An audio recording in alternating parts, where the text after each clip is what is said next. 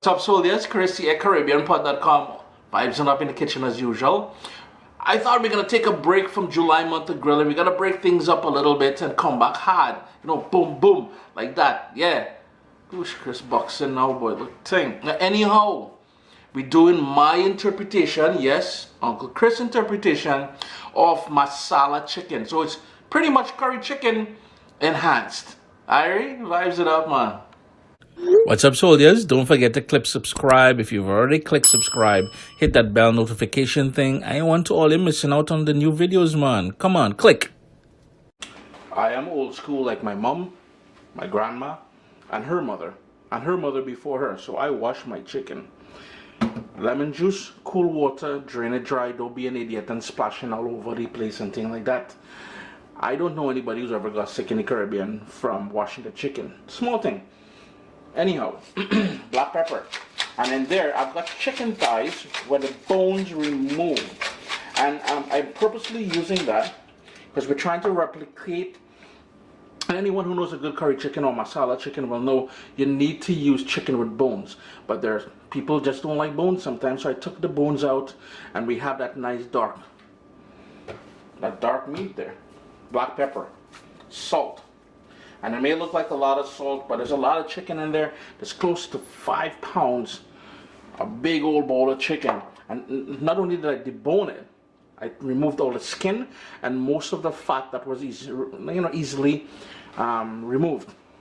Cut it up into 1.5-inch pieces. To that, so we went in with the salt and the black pepper. 2 tablespoons of Caribbean green seasoning.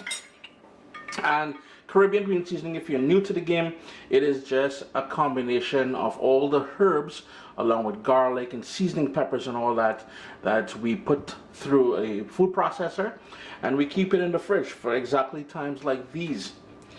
I might feel like a little bit more black pepper. Very basic marinade.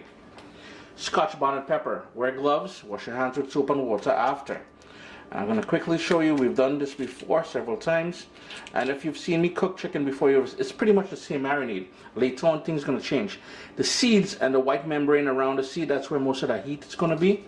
I ain't too worried about that. I'm going in with all of it. Cut that out and discard it if you're concerned about that raw heat. Tomato ketchup. Yes, some of all this troops in and say, masala chicken, ketchup. Well, it gets worse. You have more to complain. Come in. Tomato. And you know, while we think we own the copyright to curry chicken, no, this Uncle Chris didn't say chicken curry, eh? Okay. We do not own the copyright to curry or masala and all that. If you search where it's from, tomato is a regular, normal thing in curry. So don't fret too much, and that will help you achieve a lovely gravy at the end, and that's one of the sort of areas we're going to try. So we're looking for flavor without using chicken with bone. We're looking for something that cooks really fast, and we're looking for something with a nice rich gravy. So we're covering all those bases in this masala chicken. I'm going to go in now, give that a good mix, and that's it, the marinade done right there, you know. Just mix it up and get ready to cook. During the warm months, I love cooking outside, so we're outside today, so I do apologize for any sort of noise that you're hearing. My neighbors, you understand, this is a studio, a small thing. Got a nice big heavy pot there on a high heat, and there's about 3 tablespoons of olive oil in there. To that, we've got onion, garlic,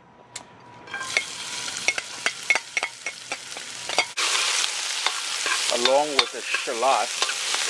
And notice that heat is really high, so in about, I don't know, 40 seconds, that garlic is going to start to burn. So we're going to keep an eye on that, yeah?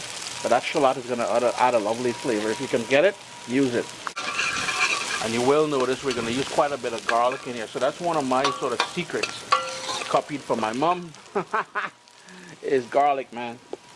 Right away, 2 heaping tablespoons of your favorite curry powder. And that there is a sort of a replication of a Madras blend. I highly recommend using the stuff out of the Caribbean.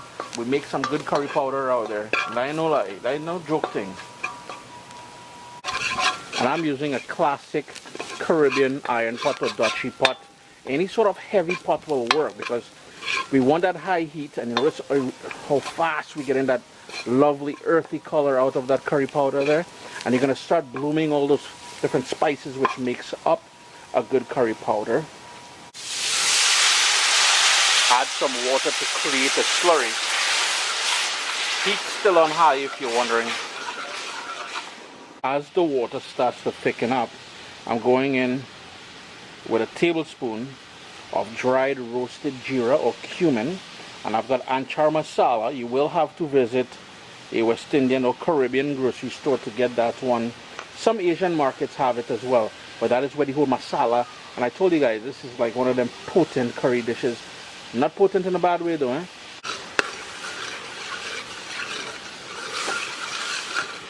And that high heat and this heavy pot is just amazing. Look at the color that we're getting here on this base for this masala chicken. Boy, is there a niceness out here. And so it's smelling good. I'm surprised the neighbors start peeking over the fence already.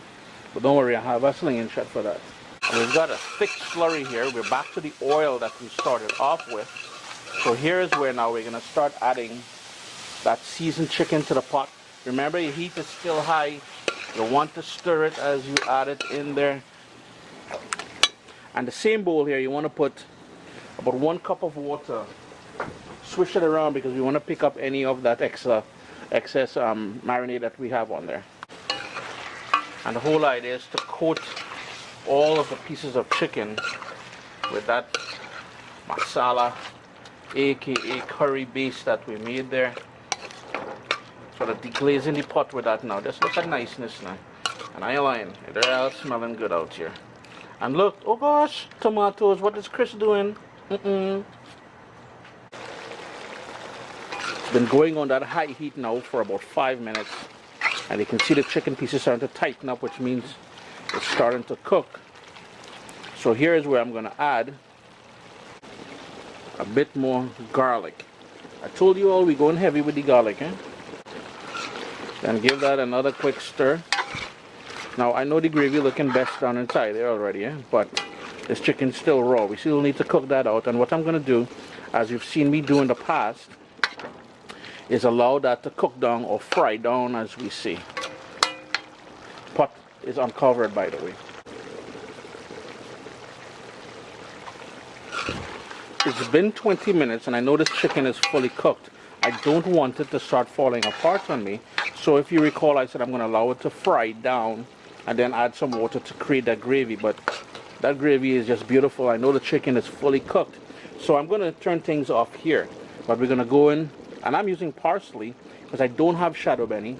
And lately I haven't been feeling cilantro.